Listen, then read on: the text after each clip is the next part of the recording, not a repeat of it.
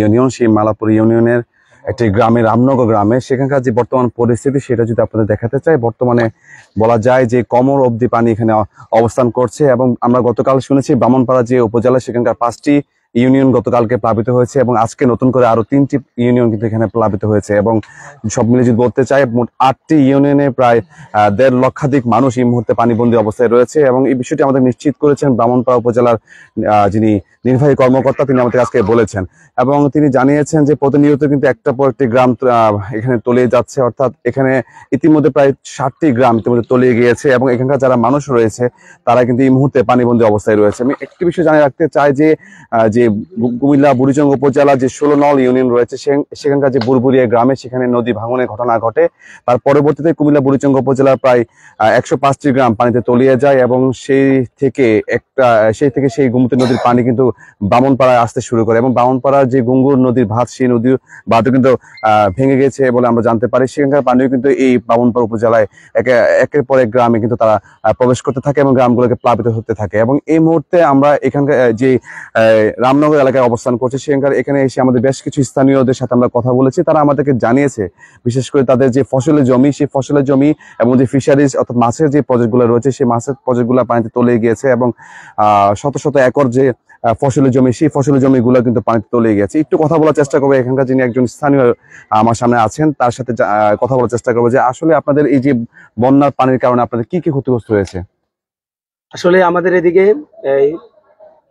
গত 3 দিন যাবৎ প্রচুর পানি প্রবাহিত হচ্ছে, গুমতি নদীর পানি। আমাদের ফসলের জমি প্রায় শতাধিক একর ফসলাদি জমি আমাদের ক্ষতিগ্রস্ত হয়েছে। আমাদের ফিশারি যে যারা মাছের যে প্রজেক্ট গুলো ছিল এই সবগুলো প্রজেক্টে আমাদের ধ্বংস হয়ে গেছে, পানিতে প্লাবিত হয়ে গেছে। আমাদের অনেকের বাড়িঘর পানির নিচে চলে গেছে। যারা বাটির দিকে আছে, নিম্ন খোঁচের দিকে আছে, তারা অনেকেই এখন আমাদের আইলেগে অবস্থান করেছে, বিভিন্ন আত্মীয় স্বজনের বাড়িতে তারা গেছে। আমরা এখানে অনেক গাছপালা ভাঙচুর হয়েছে, আমরা অনেক মানে ক্ষতিগ্রস্ত হয়েছে। আমাদের এই রামনগর যে মালাপাড়া ইউনিয়নের যে রামনগর গ্রাম 2 নং ওয়ার্ড, আমরা এখানে অনেক ক্ষতিগ্রস্ত হয়েছে। আমাদের অনেক পশু, গবাদি পশু নষ্ট হয়েছে, তাদের মারা গিয়েছে অনেক গবাদি পশু। আমরা নিজেরা দায়িত্ব নিয়ে আমরা আইলের মধ্যে পার করে দিয়েছি, মানুষ পারাপার করতেছে আমরা। আর এই জায়গাটা অনেক বেশি ক্ষতিগ্রস্ত হয়েছে, এখানে 2টি গাছ ভেঙে গিয়েছে, এখানে প্রায় গলা সমান পানি গর্ত হয়ে গেছে, এখান দিয়ে হাঁটাচলা করতে খুবই কষ্ট হয়। আর ইটের যেই কংক্রিটের যে কণাগুলা এগুলা পায়ের মধ্যে খুবই আঘাত করে, আমরা খুবই আতঙ্কের মধ্যে আছি। আর অনেক জায়গা থেকে ত্রাণ আসছে আলহামদুলিল্লাহ, তা আরো আমাদের প্রচুর খাদ্যের দরকার। যারা নিম্নস্থানে আছে তাদের প্রচুর খাদ্যের দরকার, তারা পর্যাপ্ত খাবার পাচ্ছে না। ত্রাণ আসছে, আশা করি আরো আসবে। আর যারা বিত্তশালী আছেন তারা আমাদেরকে সহযোগিতা করার জন্য আমরা বিনীতভাবে অনুরোধ করছি। যেমনটি আপনি শুনছিলেন যে উনি বলছে যে এখানকার যে ফসলের জমি এবং শুরু করে যে গাছপালাগুলো রয়েছে সেগুলা কিন্তু ভেঙে পড়েছে এবং প্রচুর পরিমাণে ঘর কিন্তু এখানে তলিয়ে গেছে বলে আমরা জানতে পেরেছি। এবং একটি বিষয় যে আমি আপনাদের জানিয়ে রাখতে চাই যে বুড়িচং উপজেলার যে এলাকা দিয়ে নদী ভাঙন হয়েছে এবং সেই বুড়িচং উপজেলা কিন্তু পর্যাপ্ত পরিমাণ ত্রাণ আসছে এবং বিশেষ করে যে স্বেচ্ছাসেবী সংগঠনগুলো রয়েছে তারা প্রতিনিয়ত কিন্তু ত্রাণ নিয়ে আসছে। তবে এই ব্রাহ্মণপাড়া নতুন করে প্লাবিত হওয়ার কারণে অনেকের এই ব্রাহ্মণপাড়া যে প্লাবিত হয়েছে এটা অনেকের অজানা। সেক্ষেত্রে ত্রাণ নিয়ে যে আসবে বা যে স্বেচ্ছাসেবক যে সংগঠনগুলো তারা কিন্তু এখানে ত্রাণ নিয়ে আসছে না বলে তারা বলছে। তবে এখানে যে দুর্গম এলাকাগুলো রয়েছে যেখানে বেশি মানুষ পানিবন্দী অবস্থায় রয়েছে তারা ত্রাণ পাচ্ছে না বলছে এবং সেখানে পর্যাপ্ত পরিমাণ ত্রাণ পৌঁছাচ্ছে না সেটা তারা জানিয়েছে। এবং একটা বিষয় জানা রাখতে চাই, বিশেষ করে যারা আশ্রয় কেন্দ্রে অবস্থান করছে তারা কিন্তু বলছে যে তারা ত্রাণ পাচ্ছে, অর্থাৎ যারা আশ্রয় কেন্দ্রে অবস্থানে আছে তারা ত্রাণ পাচ্ছে। তবে যারা আশ্রয় কেন্দ্রে নেই, অর্থাৎ যারা এখনো পানিবন্দী অবস্থায় রয়েছে, অর্থাৎ যারা এখনো বলা যায় যে ঘর বাড়ি ছেড়ে আসেনি, তারা কিন্তু ত্রাণ পাচ্ছে না এবং তাদের কিন্তু 3 বেলা খাবার প্রয়োজন এবং সেই ক্ষেত্রে তারা খাবার না পাওয়ার কারণে তারা বলছে যে এখানে খাবার আসছে না। তবে স্বেচ্ছাসেবী যারা সংগঠন রয়েছে তারা আমাদেরকে জানিয়েছে যে নৌকার অভাব, অর্থাৎ নৌকা না থাকার কারণে, পর্যাপ্ত পরিমাণ নৌকা না থাকার কারণে যে দুর্গম যে এলাকাগুলো সেখানে কিন্তু ত্রাণ নিয়ে প্রবেশ করা অনেকটাই কঠিন হয়ে যাচ্ছে তাদের জন্য, যার কারণে হচ্ছে যারা দুর্গম এলাকা পানিবন্দী অবস্থায় রয়েছে তারা কিন্তু ত্রাণ পাচ্ছে না। আমি একটু কথা বলার চেষ্টা করব এখানকার একজন স্থানীয় সাথে, তার সাথে জানতে চাইবো যে আসলে আপনাদের এলাকায় বন্যার বর্তমান পরিস্থিতি কেমন, কতটা ভয়াবহ রূপ ধারণ করেছে। আমাদের ঘর বাড়ি এখন ভেঙে গেছে, এখানে মহিলা পুরুষ থাকতে পারছেন, আমরা এলাকার মানুষ সবাই চলে গেছে, আমাদের থাকার খুব অসুবিধা। আপনাদের ফসলের জমি বা আপনার ঘর আমাদের ফসল তো প্রায় বেশিরভাগ মানুষ ডুবে গেছে, আমরা ফসল আনতে পারছি না, মূলত কোনো কিছু নাই আমাদের, সব শেষ। কোনো কিছু নাই। ঠিক আছে, ঠিক আছে, ধন্যবাদ। একজন আছে, একটা আমি ওনার সাথে কথা বলার চেষ্টা করবো, আসলে কি হচ্ছে ভাই বর্তমানে এদিকে যে পরিস্থিতি, হ্যাঁ মনে করেন যেহেতু পানি যতটুকু বাড়বে ততটুকু মনে করেন কমার কোনো সম্ভাবনা নাই। ওইদিকে যিনি চাপতেছে পশ্চিম দিকে, ওইদিকে যাওয়ার কোনো লাইনও নাই। যে দেবিদ্বার ইউনিয়নের যেই গুলো আছে ইউনিয়নগুলোর মধ্যে, ওইদিকে যাওয়ার পরে পানিটা আর ওইদিকে যাবে না, এটা চাপ দিয়ে উপরের দিকে উঠবে, যতটুকু জানলাম আর কি। আমরাও গেছি বিতরণ করতে, আমরা মনে করেন কয়েকদিন ধরে কাজ করতেছি, সবাই মনে করেন শুকনো খাবার পাইতেছে, কোনো বাড়ি খাবার কেউ পাইতেছে না।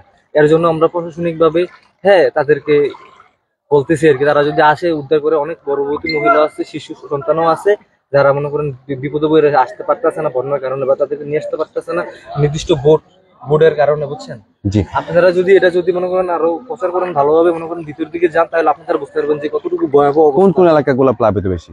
আপনার মনে করেন বর্তমানে মনে করেন বুড়িচং মনে করেন বেশি, তারপর ব্রাহ্মণপাড়া মনে করেন যতগুলো আছে সবগুলোতে পানি ঢুকছে, শুধু উঁচাগুলা ছাড়া। তারপর দেবিদ্বারে, হ্যাঁ সুবিলপথে আবার ইউনিয়ন, হ্যাঁ যেগুলো আছে ওইদিকে যতগুলো আছে সব দিকে ঢুকতেছে। মূলত এখন মানুষের ত্রাণ চাচ্ছে না, বুঝছেন। তারা চাচ্ছে তাদেরকে যদি কেউ উদ্ধার করে নেওয়া হয়, হ্যাঁ যারা গর্ভবতী আছে বা বাচ্চা ছেলে মেয়েগুলো আছে তাদেরকে উদ্ধার করে নেওয়া হয়, বা গবাদি পশু পাখি যারা আছে তাদেরকে। আপনাদের জন্য বিনীত অনুরোধ রইল। যেমনটা আপনি শুনছিলেন যে এখানে অনেক কিন্তু গর্ভবতী নারী রয়েছে এবং শিশুরা রয়েছে, অর্থাৎ বিভিন্ন পরিবার যে শিশুরা রয়েছে তারা কিন্তু চাচ্ছে যে তাদেরকে কোনোভাবে এই দুর্গম এলাকা থেকে কোনোভাবে যাতে করে তাদেরকে উদ্ধার করে নিয়ে যাওয়া হয়, অর্থাৎ তাদের খাবার প্রয়োজন, তার পাশাপাশি বিশুদ্ধ পানির প্রয়োজন রয়েছে। এবং এই বন্যার পানির কারণে আমরা দেখেছি অনেক শিশুদের, অর্থাৎ অনেক মানুষের কিন্তু বিভিন্ন ধরনের চর্মরোগ হচ্ছে, বিভিন্ন ধরনের ডায়রিয়া অনেকে আক্রান্ত হচ্ছে, অর্থাৎ এখানে কিন্তু ওষুধের প্রয়োজন।